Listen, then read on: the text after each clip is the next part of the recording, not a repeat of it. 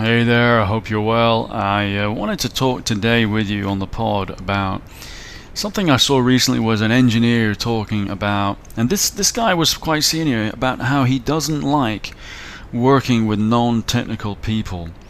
It was nothing personal, but he found that it was a lot of friction, and especially when these people were telling him what to do or had some kind of oversight, you could say, like a kind of manager or something like that, but some input into the direction, that he didn't like that, and he just prefers it when he's left alone to just do his job, etc. So the I was a little bit surprised to hear this, because fundamentally what engineers do, whether they are software engineers like this guy was, or whether they're DevOps engineers or any kind of engineer, first of all, an engineer, the definition of an engineer is someone who builds, and I would put in brackets, according to requirements.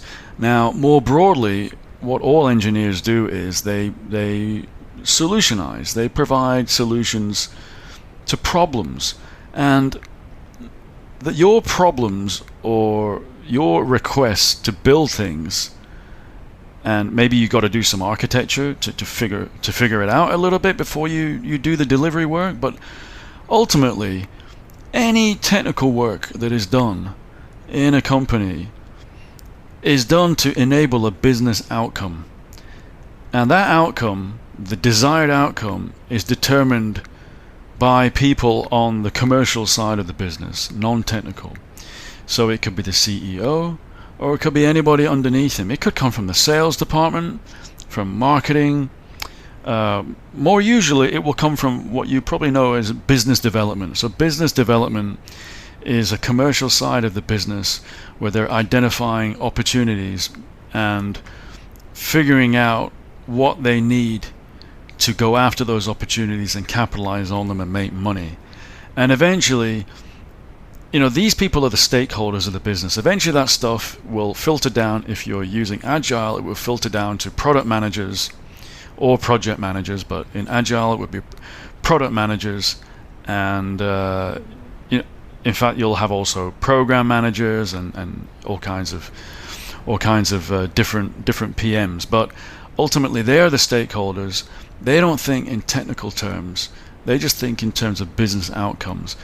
And then the senior technical people usually, but I would argue also even the juniors need to do this, senior people translate those business requirements, or business outcomes and business requirements into technical requirements and technical deliverables.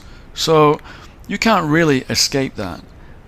There is no company in the world that just does things technically just to achieve technical outcomes. I mean, you might say, for example, that that's what NASA does, that NASA is all about technical outcomes, and we will conquer, well, not conquer, but we will land on the moon again, and maybe we'll build a base there, and one day we'll go land on Mars, and that kind of thing.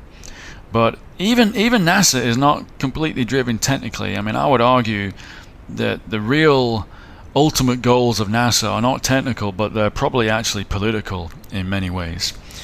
So they're trying to achieve a dream, and politicians have a big influence. NASA is not completely independent, far from it. It gets funding, and to get funding it needs to justify itself. So, and that's a very extreme example, and even then you've got technical people who are going to have to work and understand non-technical people.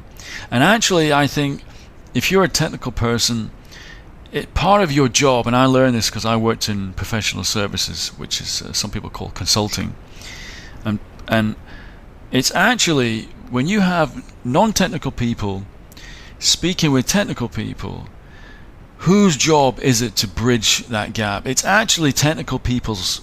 If you're an engineer, it's your job to bridge that gap, to understand non-technical people and bridge that gap and come down to their level, or up to their level, or whatever, to the side, but reach their level, empathize with them. It is not their job to do the reverse. It is not a commercial person's job to really understand what drives the technical side of the business. It definitely helps if they can do that.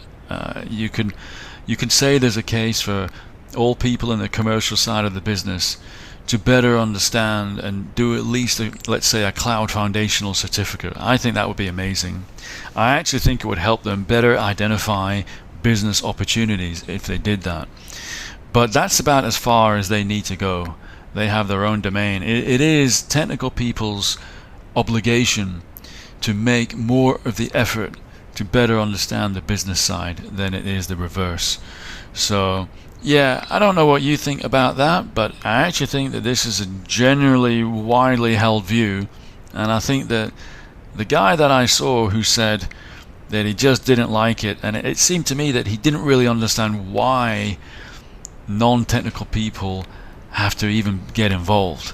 And I think he is apparently, everything I've read, he's a great engineer technically, but I think he's missing a huge part of the picture, which is that ultimately we're just trying to achieve business outcomes and business goals. That's why businesses need technical people. We enable the business. I don't want to say we serve the business. I don't like to look at a kind of master-servant style relationship. I think most modern companies do not believe in that, and that used to be the case actually in many companies, that technology was seen as purely a support process and nothing else.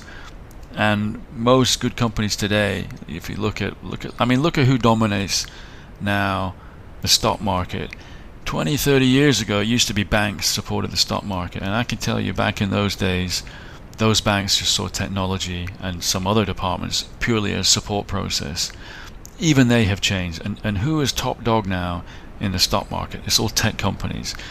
Obviously, tech companies, they completely understand that you're nothing without technology today, that almost no business today, even the most blue-collar business, almost no business can survive without technology. So it's well understood that technology is seen as an equal partner and not in a kind of servant relationship. But however, having said that, it doesn't mean as an engineer that you can just ignore the commercial side of the business and ignore that you have to communicate well with those sides of the business. So yeah, if you want to be a good engineer, bottom line is you need to know how to communicate with non-technical people and empathize with them. So hope you found this monologue interesting. Please leave a comment and give it a like, and I will see you again soon. Bye bye.